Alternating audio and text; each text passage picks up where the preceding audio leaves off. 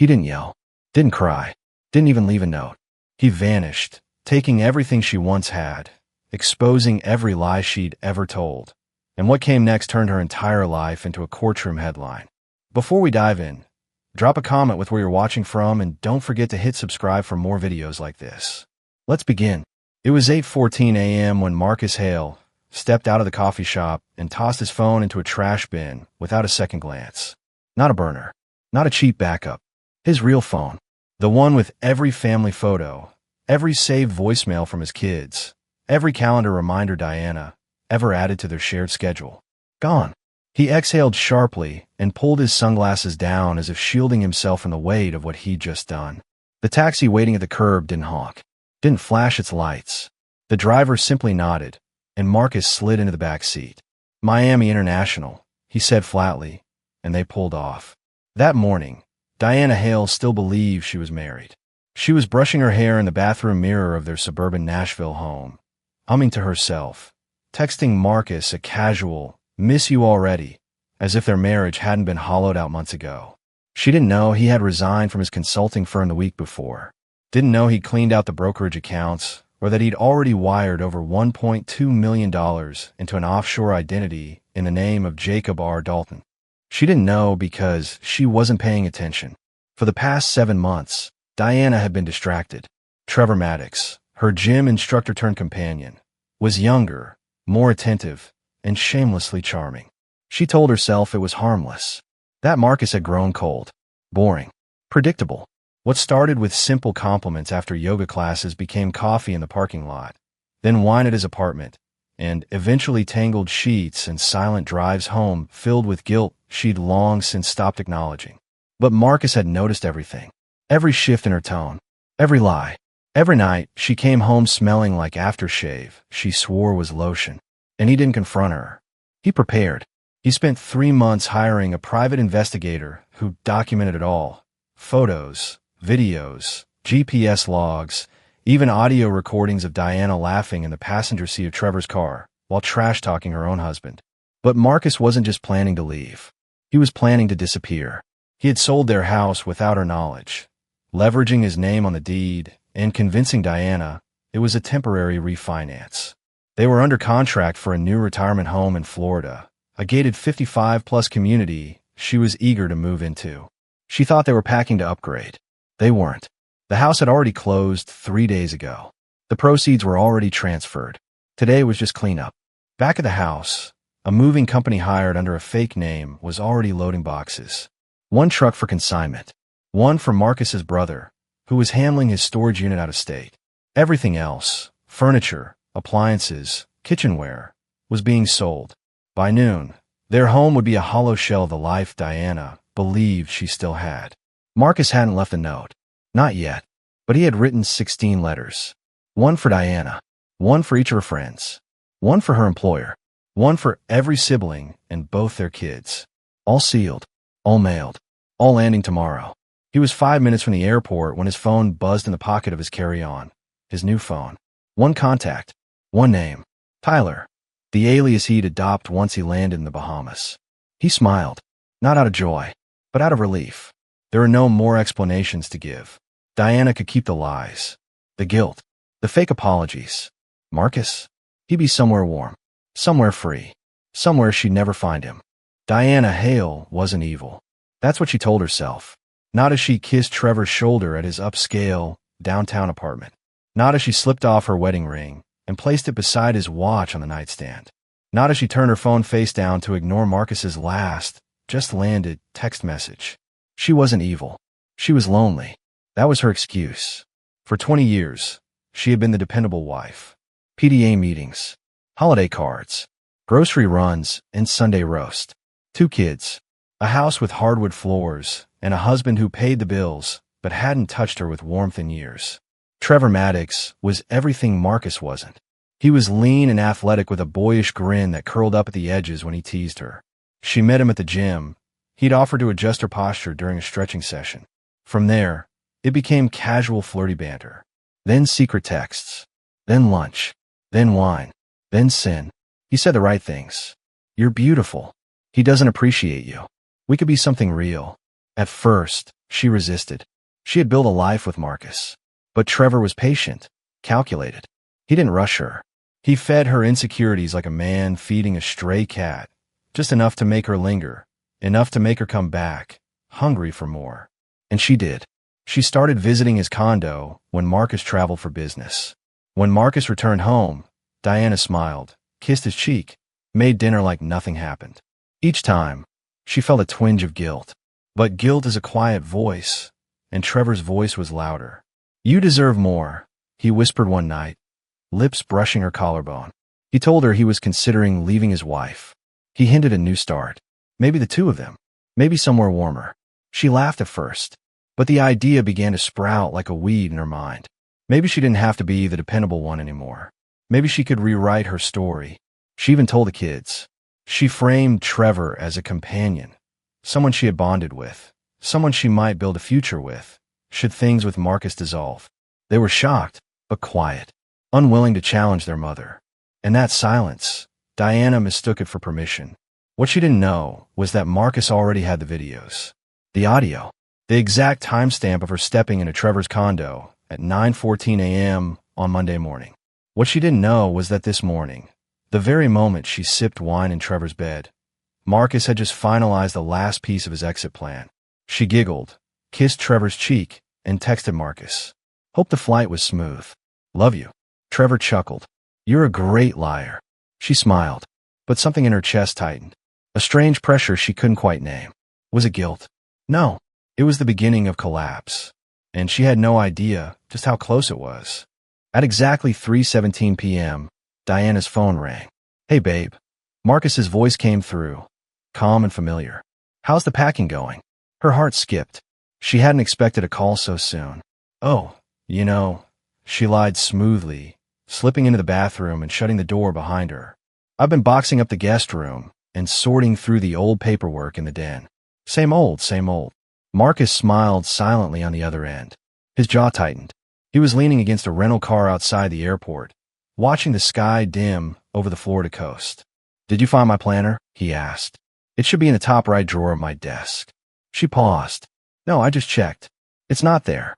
Lie. He knew she wasn't home. He knew she was still wrapped in the sheets at Trevor's condo on Oakwood Avenue. His investigators sent him real-time GPS pings. She hadn't left the property since morning. Marcus didn't challenge her. Instead, he asked, "What did you do for lunch? Did you go out? Just grab something with some of the girls from the office. That little diner by my building." Lie number 2. He took a breath. "Sounds nice.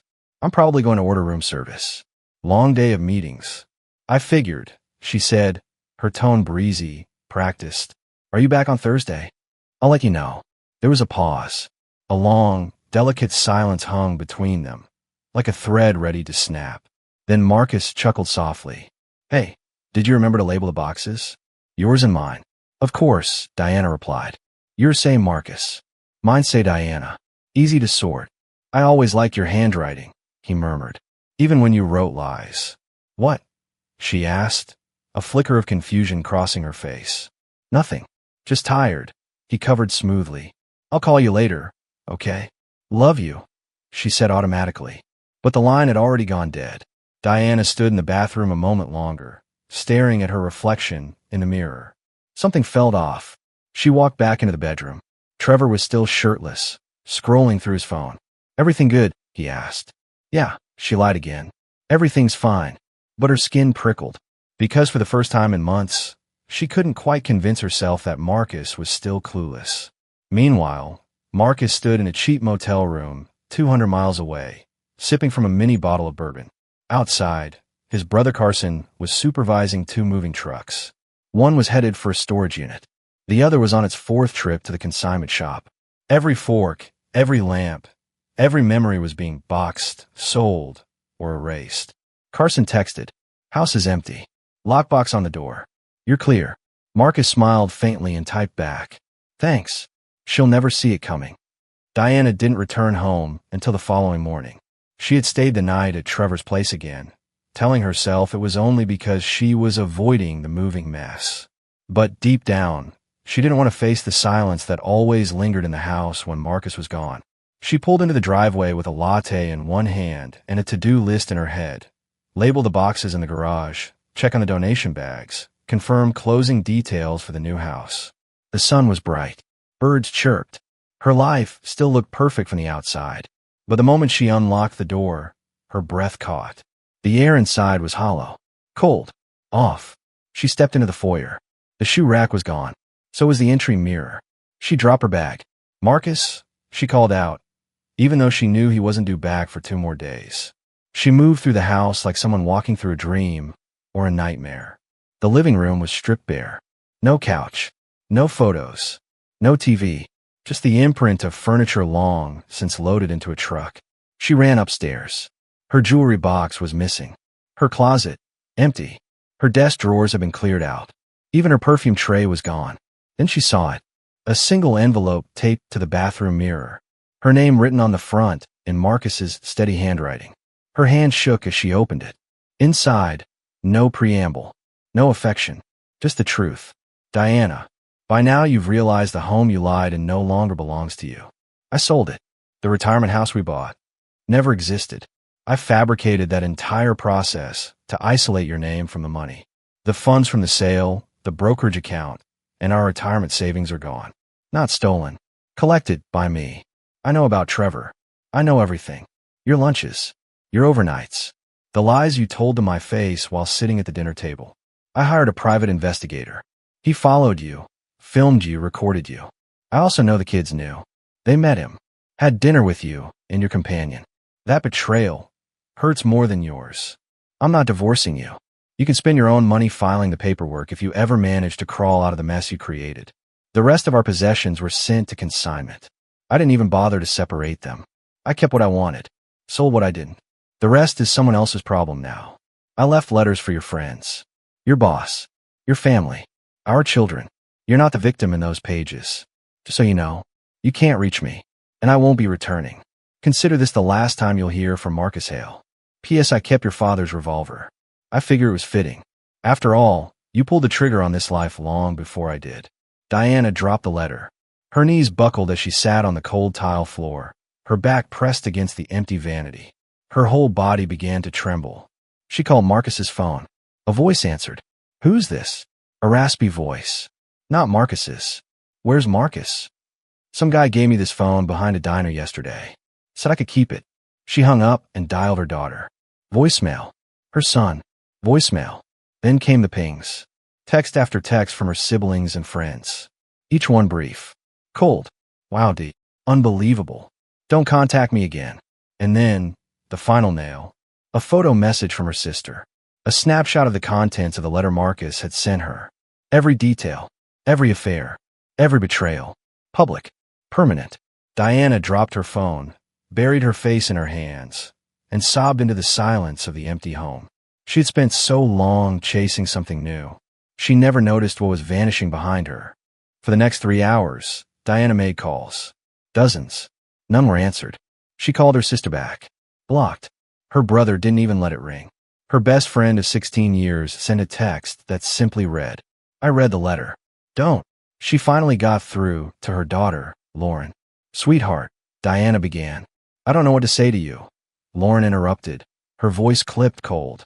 "I saw the video, Mom. You introduced him to us like he was part of our family. He meant something to me." Diana said softly. I needed. You needed to destroy Dad." Her daughter snapped. "Because that's what you did. And you dragged us into it. I never wanted to hurt anyone. But you did." The line went dead. Diana stood motionless in the entryway of a house that no longer belonged to her, surrounded by echoes of a life she had taken for granted. When the letter came from Marcus's attorney the next morning, she tore it open with shaking hands. It was official. The sale of the house had gone through. The offer on the retirement home was canceled. She had 7 days to vacate or risk trespassing charges. She rushed to the consignment shop Marcus had mentioned in his letter. It was worse than she feared. "Ma'am," the clerk explained, "these items were legally transferred. If you want them back, you'll have to buy them." She looked around. There, her wedding dress. Tag and priced. Her grandmother's vase. Already marked sold. Her jewelry. Gone. Diana tried to laugh, but the sound that came out was something between a choke and a sob. She grabbed a few things off the shelves and slammed them on the counter. "I want these back. The cashier looked her over. That'll be $312.87, plus a $40 cancellation fee. She handed over her credit card. Declined. She tried another. Declined. Only her store card worked. Barely.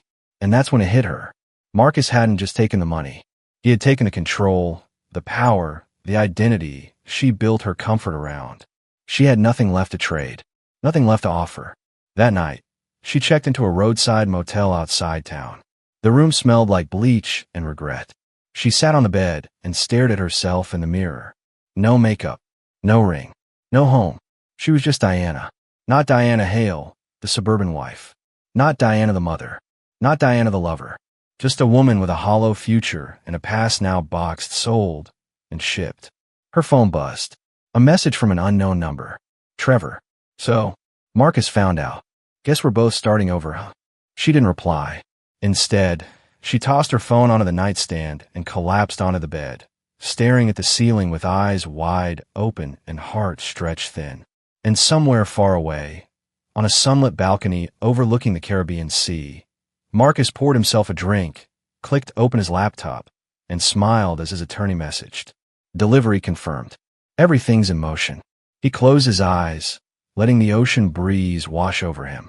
He had disappeared, and her world was finally beginning to collapse. 3 days passed. Diana barely left the motel room. The air was thick with stale humidity and the smell of microwave takeout. The motel's blinds were half broken, letting sunlight stab through like knives she couldn't avoid. She called 3 divorce attorneys. All refused her case once they heard the name Marcus Hale.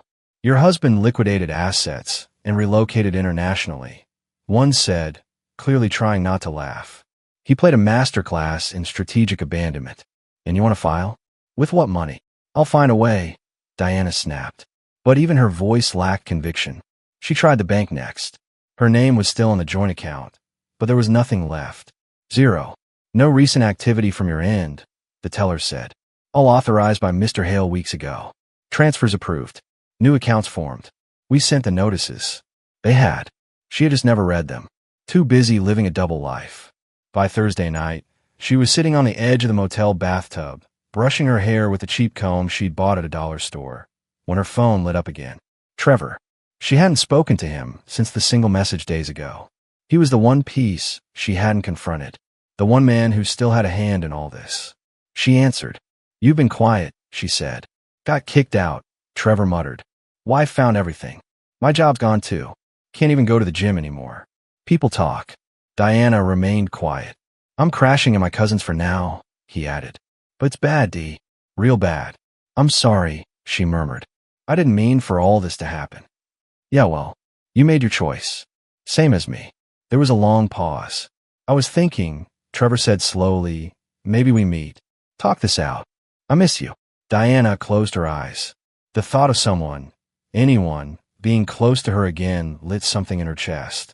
Hope, maybe. Or desperation, disguised as warmth. She gave him the address. Room 212. I'll leave the door unlocked. She waited in the car for half an hour after Trevor walked inside. Part of her needed to see him again. Part of her needed to know she hadn't lost everything. But another part of her, quiet, trembling, remembered Marcus's letter. You pulled the trigger on this life long before I did. You wanted freedom. I'm giving it to you with consequences. She opened her glove box.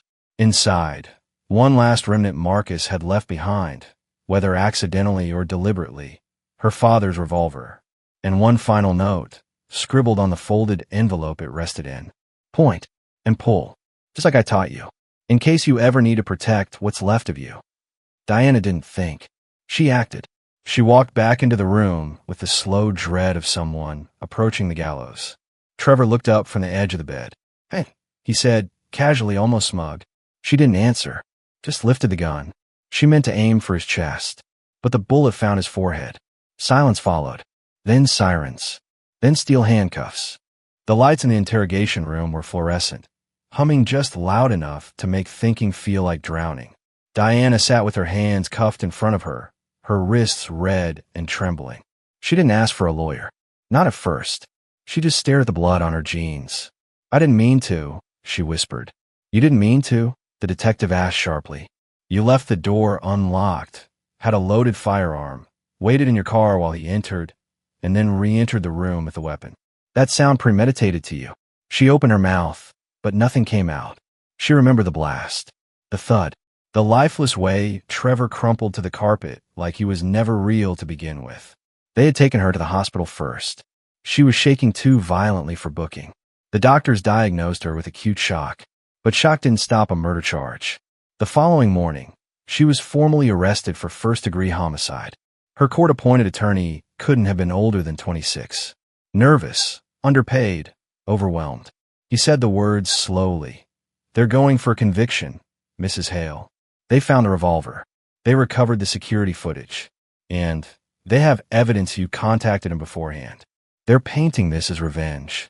But it wasn't. It was, she faltered, fear. The attorney looked at her. "You called him, invited him, and the text you sent afterwards saying, 'Make yourself comfortable. I'll be there soon,' that doesn't help your case." Diana felt the walls shrink. Everywhere she turned, there was evidence. There was silence. There was judgment. She had thought losing Marcus was her lowest moment. She hadn't yet seen the bottom. In jail, things got worse. One inmate saw her on TV. The woman who killed her lover. They laughed at her, threatened her. One even spat in her food tray. She asked for protective custody. They called it solitary. 23 hours alone, 1 hour for air. No makeup, no contact, no mirror. Just time. Too much time. She started talking to herself, replaying every moment, from the first yoga class to the last lie she told Marcus on the phone. And when she couldn't sleep, she thought about the gun. Not about pulling the trigger, about who put it in her hand. Was Marcus trying to give her protection? Or was it something darker? Was this his final trap? A puzzle so cruelly crafted she'd destroy herself? She didn't know anymore. She didn't trust anything. Then one day, weeks in, a letter arrived. Postmarked from Nassau, Bahamas. No return name. Inside, a single piece of paper. No greeting. You had a choice. You chose fantasy over loyalty. You chose lies over legacy. Now you live with your reflection. She crushed the letter in her fist and screamed until the guards pulled her back from the door. Meanwhile, on the deck of a private sailboat gliding through Caribbean waters, Marcus leaned back, sunglasses on, sipping an aged whiskey. His phone buzzed once. Steve, his brother. "She's in isolation. Trial date set." Local news picked it up. "You're a ghost in the wind." Marcus smiled. He didn't need her dead. She had already buried herself. The cell was 9 feet by 11. No color. No softness. No windows. Diana Hale counted every crack on the ceiling more times than she could remember. There were 23. One curled like a question mark above the cot. That was the one she stared at most often. It had been 96 days since the shooting, 82 since the formal charge, 45 since she last heard a human voice that wasn't barking orders or threats. She was now inmate 4512 at the State Correctional Facility for Women, labeled a high-risk offender, flagged for mental observation, and placed in solitary confinement for her safety. But it wasn't about safety. Not really. It was about punishment. The justice system had no interest in understanding how a woman like Diana, once polished, once wealthy, once admired in her neighborhood for her lemon bars and fundraising skills, had become a national headline. Middle-aged mom turns murderer over lover's betrayal. Affair ends in blood. Husband disappeared before the gun was fired. From bake sales to bullet holes. Every headline shredded the memory of who she once was. The guards didn't look her in the eye. The nurses barely spoke. The other inmates whispered about her, when they weren't too busy threatening to rip her apart during her 1-hour release in the yard. The only people who looked at her directly were reporters from behind glass when she was wheeled into preliminary hearings. Even then, they weren't seeing her. They were seeing spectacle. But Marcus saw her from thousands of miles away. Each morning, he opened his laptop, connected through VPNs and dummy accounts, and scanned every local news outlet from back home. He watched her mugshot splash across tabloid thumbnails. He watched interview clips of her friends who now couldn't believe the woman they knew was capable of this. He saw how the public painted her. Manipulative, unstable, vain. It should have made him feel something. Maybe anger. Maybe pity. But all Marcus felt was a quiet stillness. Revenge wasn't fire and shouting. Revenge, real revenge, was watching someone collapse beneath the weight of their own lies, and not lifting a finger to stop it. Back in the cell, Diana's hair had started to gray.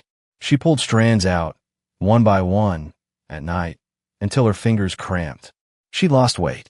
Her cheeks had hollowed, and her mind, it turned inward.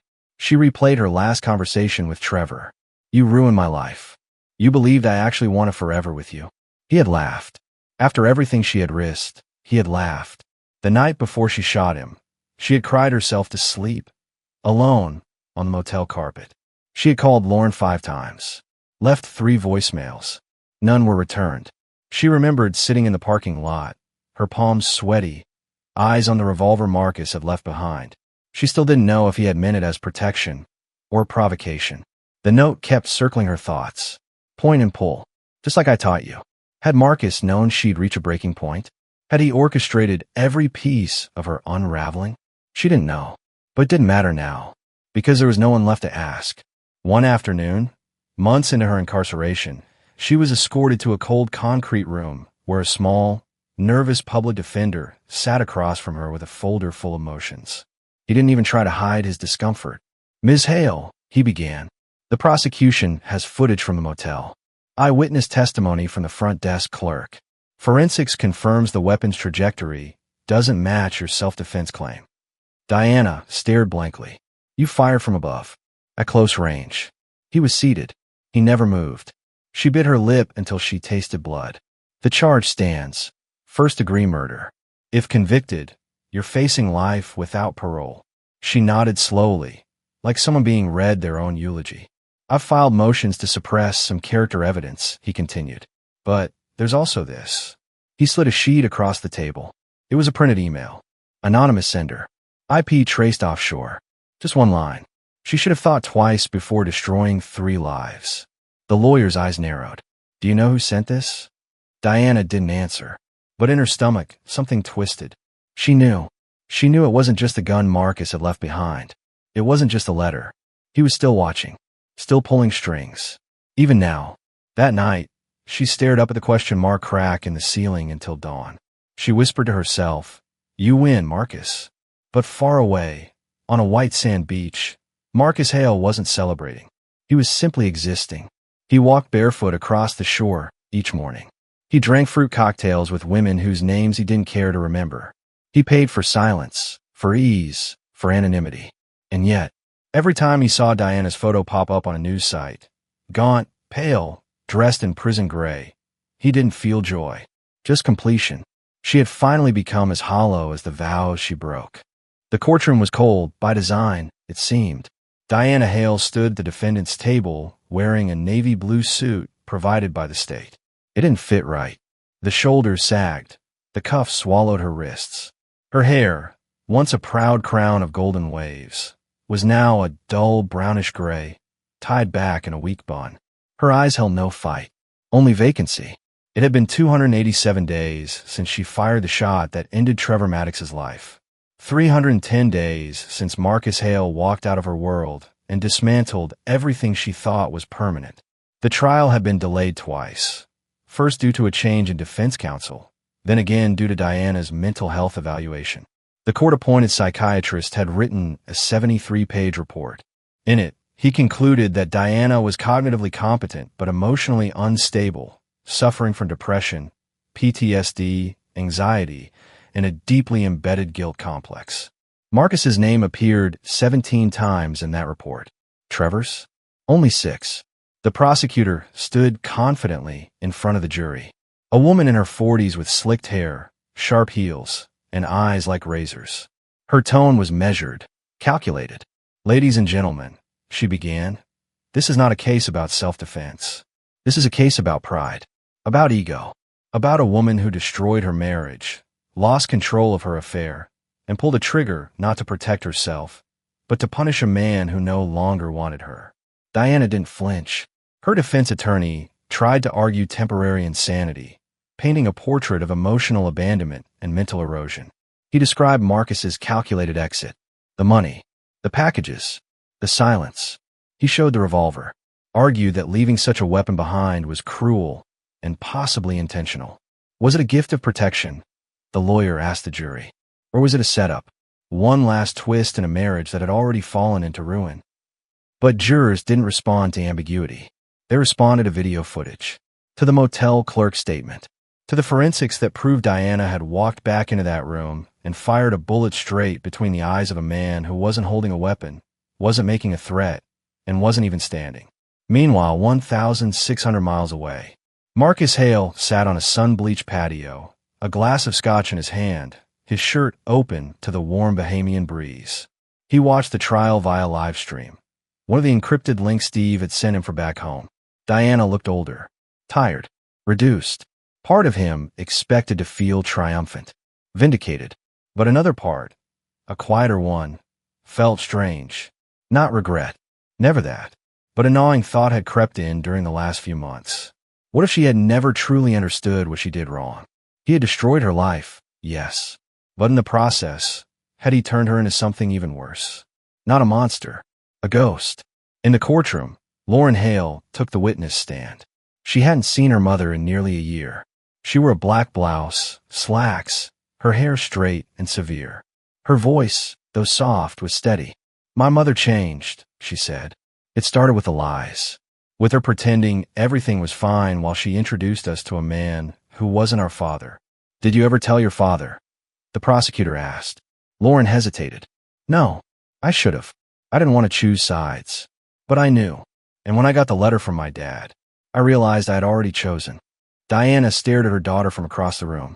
1,000 things caught in her throat. Apologies, defenses, explanations. None came out. Her son testified next. Same pattern. Calm, distant, shamed. Diana wiped a tear.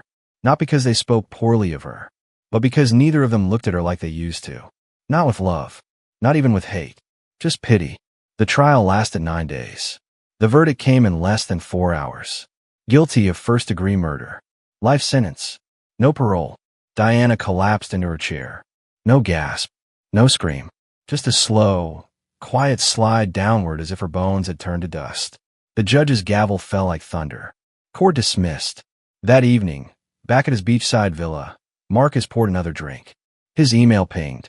A private message from Steve. It read, "Verdict's in. She's done. State prison in 2 weeks. The kids don't want to speak to her. Thought you want to know." He closed the laptop without replying. Walked to the balcony. Stared out at the ocean. He had won. He had planned every move. Pulled every thread. Crushed her. And yet, for the first time since he left, Marcus felt something stir inside him. Something not like triumph, but something lonelier. He thought about the life he'd left behind. The kids he hadn't seen. The home that no longer existed. He had burned it all down to destroy a liar. And in the ashes, he had only himself left. 2 months after her sentencing, Diana Hale awoke to the mechanical buzz of the prison intercom. Inmate 4512. Medical transport. Get ready.